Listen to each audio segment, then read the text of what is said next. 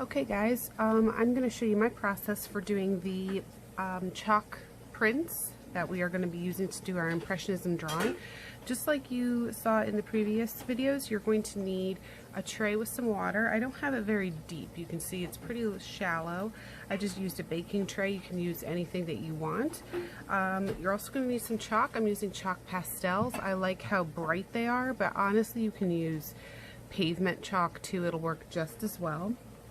You're going to want some papers that you can use that are going to fit. So this was a larger sheet that was obviously going to be too big, so I cut them into smaller bits that I could easily lay in here, so you can figure out what size you're going to need. I chose a heavier drawing paper, but a tag paper, poster board paper, something that's even thicker is probably going to work even better. But honestly, most any paper is going to do, even the thinner stuff. Just the thinner stuff, you're going to have to like get it out of the water a little quicker because it will soak up the water a lot faster. And then something you can scrape your chalk with. I'm using a plastic knife. You can use, you know, the edge of a popsicle stick or an old credit card or something that you could even use a grater or something that is in the, you know, utility. You could even use something like a grater or something that's meant for cheese or things like that that you could kind of shave off a little bit with. Now before you actually make your prints, you do want to think about what your print is going to be as far as the drawing goes. So for example, if I want to do a drawing that's going to be an outdoor sort of tree scene, I'm going to want to make sure I pick colors that are going to go with the tree idea. So I'm probably not going to use a lot of like purple and blue a whole lot. I'm probably going to use more of the warmer colors that I might see in a forest or in a tree scene. If I'm trying to do water, I might not use like red and orange. I'm probably going to do more of like blues and purples and greens and those kind of cool colors. So you have to think about what you're doing before you do it. But this is really open-ended, so if the colors come out the way you didn't expect them to come out, that's okay. That's why you want to do a bunch of them so you have some different options. So I'm just going to quickly here throw some colors in here and then show you how that all comes together.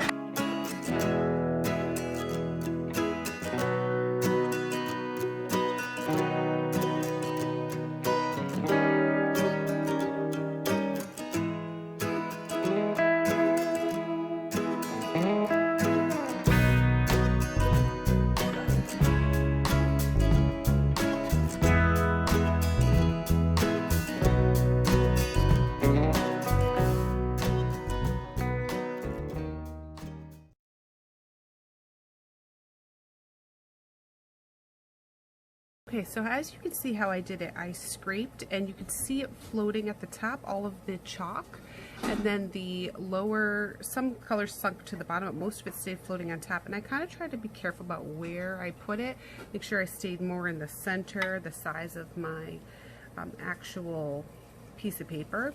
And then when I put it down completely flat down and then lifted it straight back up and just flipped it. You can see there's going to be a little bit of water, kind of, but the colors are going to get a little bit pooled at the corners, and that's okay.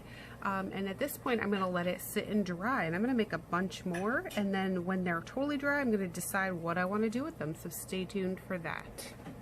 Okay guys, I'm back having finished all of my chalk prints, and they came out really beautiful. I'm very happy with them. This one has a beautiful sort of sunset look, which I might do a sunset scene with this one. Some of the space is a little white and empty, but that's okay. I can either color it in or leave it empty. This one's really great. I'm definitely going to use this for a forest scene. I have some blue on top that I tried to do on purpose to make it like the sky, and then I have a lot of greenery for trees, so that's one I'll be working on. I also have this beautiful cool colored one. I really think I'm going to do some sort of water scene, maybe something inspired by Monet, who did a lot of water lily and water scenes, so maybe I'll do some flowers and water there. And then this last one is very sort of fall, starting to be fall tree type of look, so I think I might do another forest scene. So again, you can look at the pictures that are in the slideshow for inspiration, or you can just totally come up with your own stuff. What we're going to do is use the same chalk that we used to make our chalk prints to draw on it to finish it off to actually make it look like something. If you like any of these prints as they are, you can always use them just the way they are and hang them and display them like this, and this could be finished artwork. But we're going to take it a step further and turn it into some Impressionism landscape scene. So I'm going to take my brown chalk and I'm just going to start drawing on it some branches, and you're going to notice that I'm going to leave some gaps and not connect the branches completely. The reason why I'm doing that is I want to make it look like the branch is hidden in by some leaves in its way, and that's very much something you would see in real trees. You would see some branches peeking out and then some that you can't see. So I'm going to try to do something like that when I do this. You could just kind of draw the brown and then just keep going, but I'm on purpose spreading out the lines, and I'm not making total complete branches because I want to make it look like the leaves are in front of it. And you can do as many, the trunks I'm making darker because I feel like the trunks you would see. It's not until you get higher up in the trees that all those leaves are in the way. You can kind of keep it from showing. And I'm just going to put a few more branches here. All right, and it could be as simple as that. I could consider myself done if I want, or I could add more. But I'm kind of happy with the way this is coming out. I really like sort of this rough look where it kind of looks like there are some trees that we can't really see the completion of, but then we have some of that blue there. If I had blank empty space, I might take some blue and just kind of rub to get it.